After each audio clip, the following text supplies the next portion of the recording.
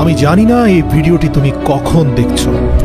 হতে পারে 2024 সাল শেষ হতে চলেছে, অথবা 2025 সাল চলে এসেছে। নতুন সাল আসবে, এটাই নিয়ম, এটাই স্বাভাবিক। তবে বন্ধু, ক্যালেন্ডার বদলায়, কিন্তু তুমি বদলাওনি। আমি জানি না তোমার গত বছর কেমন ছিল, কিভাবে কেটেছে, কিন্তু বন্ধু, সামনে আসতে চলেছে যে 6টি মাস, আমি গ্যারান্টির সাথে বলতে পারি তোমার লাইফ চ্যালেঞ্জিং হয়ে যেতে পারে যদি তুমি আজ থেকেই শপথ না করো। হ্যাঁ, আমি তোমাকে বলছি, 6 মাস, 6টি মাসের জন্য উধাও হয়ে যাও। যে লক্ষ্যে তুমি 5 বছরে পৌঁছাতে চাও, তা মাত্র 6 মাসে অ্যাচিভ করে ফেলবে। তোমার মধ্যে ভয়ঙ্কর পরিবর্তন চলে আসবে। বিশ্বাস হচ্ছে না? আজকের তারিখটা তুমি নোট করে নাও, আর ভিডিওর মধ্যে ডুবে যাওয়ার আগে দয়া করে যা কিছু অতিরিক্ত করছো তা বন্ধ করে দাও।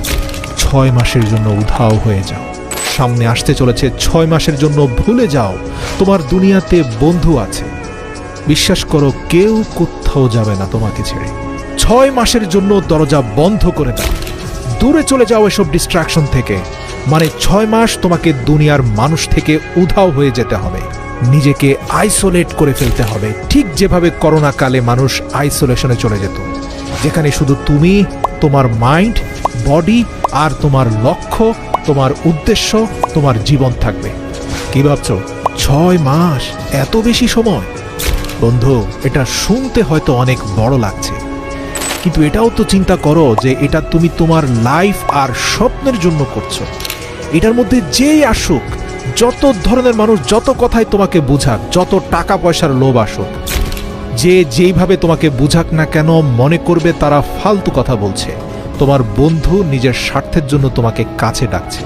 বিশ্বাস করো, তোমার যাওয়া না যাওয়া নিয়ে কিচ্ছু যায় আসে না। মনে রাখো, এই 6 মাসে তুমি যত মানুষের সাথে থাকবে, তুমি ততই নষ্ট হবে। সব আনন্দের গ্রুপ থেকে লেফট হয়ে যাও, ফালতু মানুষ এড়িয়ে চলো, আর টাইম ওয়েস্ট যারা করে তাদেরকে ব্লক করে দাও জীবন থেকে, ফেসবুক থেকে, ইনস্টাগ্রামের দুনিয়া থেকে বের হয়ে আসো। তোমার কাজ আছে জরুরি, এটা বলে শেষ করো চ্যাটিং। মেসেজ টাইপ করে নিজের সময় নষ্ট করো না। 6 মাস সেলফিশ হয়ে যাও, নিজের কথা চিন্তা করে, নিজের লাইফ, নিজের স্বপ্ন, নিজের লক্ষ্য, নিজের ফ্যামিলির কথা চিন্তা করো। Number 2, speech less, do more. মনে রেখো, খালি পেট আর পয়সা সবসময় আওয়াজ করে বেশি। তোমার অ্যাটিটিউড আর তোমার মোটিভেশনাল স্ট্যাটাসে কিছুই হবে না বন্ধু। কেউ কিছু বলে দিয়েছে আর তার বদলা নেওয়ার জন্য ফেসবুকে তুমি স্ট্যাটাস দিয়েছ, success is the best revenge. Status দিচ্ছ আর দিনভর বিছানায় পড়ে আছো। অন্যকে জানানোর জন্য, অন্যকে দেখানোর জন্য স্ট্যাটাস দেওয়া বন্ধ করো। ফেসবুক, ইনস্টাগ্রামের ফাঁদ থেকে বাইরে আসো। মানুষের সাথে তর্কাতর্কি করা বন্ধ করো। সবাইকে নিজের কথা বলো না। তোমার জীবন হচ্ছে তোমার সবচেয়ে প্রাইভেট পার্ট। সবাইকে নিজের জীবনে ঢুকতে দিও না। কখনো ভেবেছো তোমার মোটিভেশন কেন সবসময় ঠান্ডা হয়ে যায়? কারণ তুমি এমন মানুষদের সাথে থাকো যারা তোমার সব এনার্জি চুষে নিয়ে তোমাকে খালি খোসা বানিয়ে ছেড়ে দেয়। এরকম বন্ধুত্ব থেকে বাইরে আসো। মানুষকে নিয়ে সমালোচনা করা, অন্যকে নিয়ে চিন্তা করা ছেড়ে দাও। যদি তুমি না থাকো, দুনিয়া থেমে যাবে না। তোমার থেকে শ্রেষ্ঠ মানুষটা দুনিয়া থেকে চলে গেছে বলে দুনিয়ার কিচ্ছু যায় আসেনি। তোমার না থাকা নিয়ে কিচ্ছু যায় আসে না। দুনিয়া যেভাবে চলছে সেভাবেই চলতে থাকবে। মরে যাওয়া মানুষকে মানুষ একদিনে ভুলে যায়। কি যায় আসে কে তোমাকে নিয়ে কি ভাবছে না ভাবছে? আর যদি তোমার এতই ফিলিংস হয়, মানুষের কথায় যদি এতই কষ্ট হয়, দয়া করে অনুরোধ করি 3 নম্বর পয়েন্টটা মুখস্থ রাখো। মানে নিজের ফিলিংসগুলোকে জ্বালিয়ে দাও এই 6 মাসের জন্য। এই যে খিটখিটে মেজাজ হয়ে যাচ্ছে, ডিমোটিভেটেড হয়ে যাচ্ছ, মারাত্মক টেনশন হচ্ছে, তাহলে দয়া করে একটা কাগজ নাও আর লেখো কেন তোমার আত্মবিশ্বাস হারিয়ে যাচ্ছে, কেন এত টেনশন তোমার। যত রাগ, অভিমান, নেগেটিভ এক্সপেরিয়েন্স সব কিছু কাগজে লেখো, তারপর আগুন দিয়ে তা জ্বালিয়ে পুড়িয়ে তছনছ করে দাও। দেখবে তোমার ভেতরের ফিলিংসগুলো জ্বলে পড়ে ছাই হয়ে গেছে, একদম খালি হয়ে যাও। আর যদি বলতেই চাও, মানুষকে না বলে শুধু নিজের সৃষ্টিকর্তাকে বলো। রাতের আধারে হাত তুলে প্রার্থনায় তাকে বলো।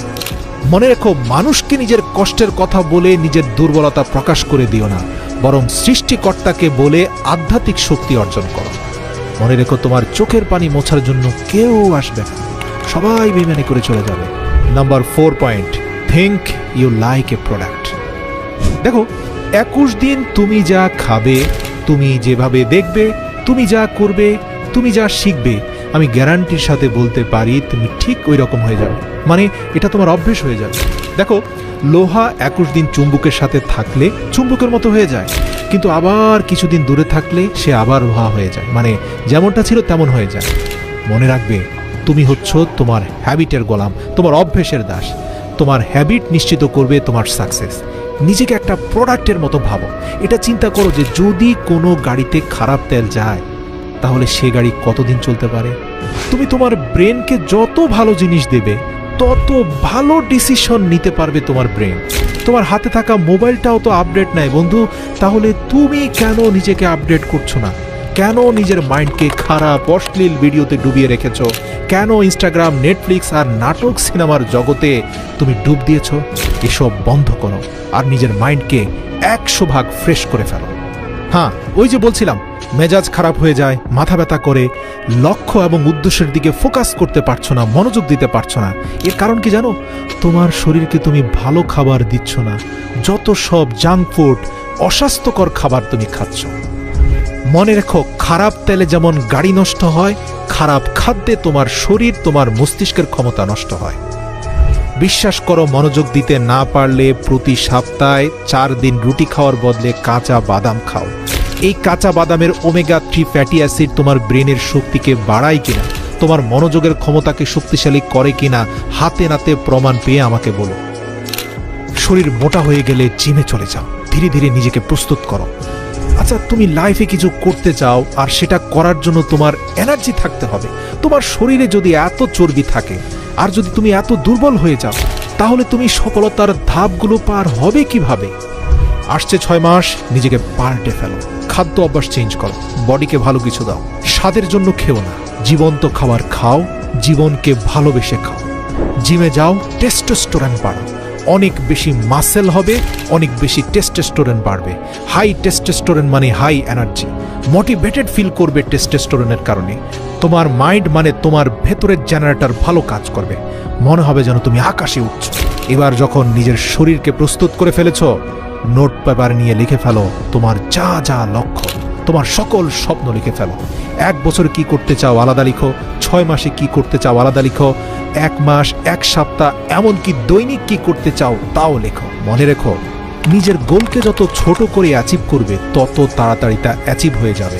আর যত বেশি অ্যাচিভমেন্ট হবে, তোমার আত্মবিশ্বাসের শক্তি তত তীব্র এবং শক্তিশালী হবে। আচ্ছা, ধরো তুমি ফেসবুকে 10 লক্ষ টাকার পণ্য বিক্রি করতে চাও। তার জন্য তোমাকে ডিজিটাল মার্কেটিং শিখতে হবে, প্রপার গাইডলাইন মেনটেন করে চলতে হবে। একদিনে তো সম্ভব নয়, তার জন্য তোমাকে পরিশ্রম করতে হবে, ডিসিপ্লিন নিতে হবে, প্রপার ট্রেনিংয়ের দরকার হবে। এরপরে তোমার গোলে স্ট্রাইক করতে হবে। মোটিভেশন দেখে কিচ্ছু হবে না। 6 মাস পরিশ্রম করার জন্য ভেতর থেকে মোটিভেশন আসতে হবে। তোমার উদ্দেশ্য ক্লিয়ার হতে হবে। তুমি সাকসেসফুল কেন হতে চাও? প্রশ্ন করো তো। তোমার পারিবারিক অবস্থা চেঞ্জ করতে চাও, নাকি গরিব হয়ে বাঁচতে চাও না, না তোমার ভালো হেলথ চাও? কিসের জন্য চাও তুমি সফল হতে? তা কমেন্ট করে এই ভিডিওর নিচে বলো। এই ভিডিওতে করা কমেন্টকে আমি তোমার শপথ বাক্য হিসাবে ধরে নেব। যেভাবে একটা ক্ষুধার্ত ঈগলের ফোকাস শুধুমাত্র তার খাবারের দিকে থাকে, সেভাবে তুমি তোমার লক্ষ্যের দিকে ভয়ঙ্কর ফোকাস দাও। কাজ শুরু করার আগে তোমার ফোন বন্ধ করে নাও। একই সময় একই কাজ করো, না হয় অনেক কাজের মধ্যে তুমি ঝুলে থাকবে। খাবার খাচ্ছ, মনোযোগ দিয়ে খাবার খাও। প্রয়োজনের থেকে বেশি পরিমাণে চিবিয়ে খাও। জিম করছো, তাহলে শুধু জিমটাই করো, পুরো ফোকাস জিমে দাও। বই পড়ছো, পরিপূর্ণরূপে বইয়ের ভেতরে ঢুকে যাও। কিন্তু বেশিরভাগ মানুষ ঘরে থেকে অফিসে চিন্তা করে, আর যখন অফিসে থাকে তখন অফিসের কাজ ফেলে ঘরের চিন্তা করে। প্রিয় বন্ধু, ওই ফাঁদে পড়লে কিন্তু শেষ হয়ে যাবে। বিশ্বাস করো, 21 দিন যখন যে কাজটা করছো সেটাই মনোযোগ দিয়ে করো। সচেতনভাবে, সজ্ঞানে, অন্য কোনো চিন্তা মনের ধারে কাছেও আনবে না। শুধুমাত্র 21 দিন করো, তারপরে তুমি ফ্রি ফ্লো স্টেটে চলে যাবে। ফ্রি ফ্লো স্টেটের মানে বুঝতে পেরেছো? ওই যে যেমন মোটরসাইকেল যেদিন সর্বপ্রথম চালানো শিখছিলে, সেদিন কত মনোযোগ দিয়ে ক্লাস টেনেছো, কত মনোযোগ দিয়ে সামনে গাড়ি দেখে ব্রেকে চাপ দিয়েছো। আচ্ছা বলো তো, 6 মাস পরে কোনো গাড়ির সামনে চলে আসলে ওই চিন্তা ভাবনা করেই কি তোমাকে ব্রেকে চাপ দিতে হয়, ক্লাস টানতে হয়? নাকি তোমার অবচেতন মন অটোমেটিক তোমার পাকে ব্রেকের কাছে নিয়ে যায় আর হাতকে ক্লাস টানতে বলে? যদি সত্যি সেটা অবচেতন মনই বলে থাকে, তাহলে আমি বলবো এই অবচেতন মনটাকেই তুমি অ্যাক্টিভেট করে ফেলো। এটাই তোমাকে ডিসিপ্লিনের মধ্যে নিয়ে যাবে। মানে তোমার সাবকনশাস মাইন্ডকে শক্তিশালী করতে হবে। মানুষের কথায় যদি কান দাও তাহলে এসব করতে পারবে না। এই 6 মাসের জন্য মানুষ তোমাকে বলবে, আরে তোর কি হয়েছে, তুই তো দেখছি পাগল হয়ে গেছিস, বদলে গেছিস, এরকম হাজার কথা তোমাকে বলবে। তোমাকে কিন্তু তোমার নিজের কথাটাই শুনতে হবে। মনে রাখবে, তুমি এই 6 মাস কোথায় পালিয়েছ, কি হয়েছে তোমার, এর জবাব মুখ দিয়ে নয়, তোমার পরিবর্তন দিয়ে দিতে হবে। সত্যি বলছি, এই ভিডিওতে বলা প্রত্যেকটি ধাপ যদি যথাযথভাবে অনুসরণ করে তোমার সর্বোচ্চ শক্তি দিয়ে চেষ্টা করো, তাহলে 6 মাসে তোমার জীবন কমপ্লিটলি ট্রান্সফর্ম হতে পারে। আর মনে রাখবে, এটা অর্জন করার জন্য তোমার মাইন্ড কিন্তু পজিটিভ হতে হবে। তুমি যদি আত্মবিশ্বাসহীন হও, নেগেটিভ হও, তাহলে বন্ধু লক্ষ্যে পৌঁছাতে পারবে না। প্রতিটা স্তর স্টেপ বাই স্টেপ বলার পরেও যদি তুমি না পারো, তাহলে আর কিছুই করার থাকবে না। কমেন্টে লিখো তোমার শপথ বাক্য, কেন তুমি নিখোঁজ হচ্ছ 6 মাসের জন্য। সযত্নে থেকে যাবে এই কমেন্ট। 6 মাস পরে এসে দেখে যেও তুমি কি শপথ বাক্য উচ্চারণ করেছিলে এখানে।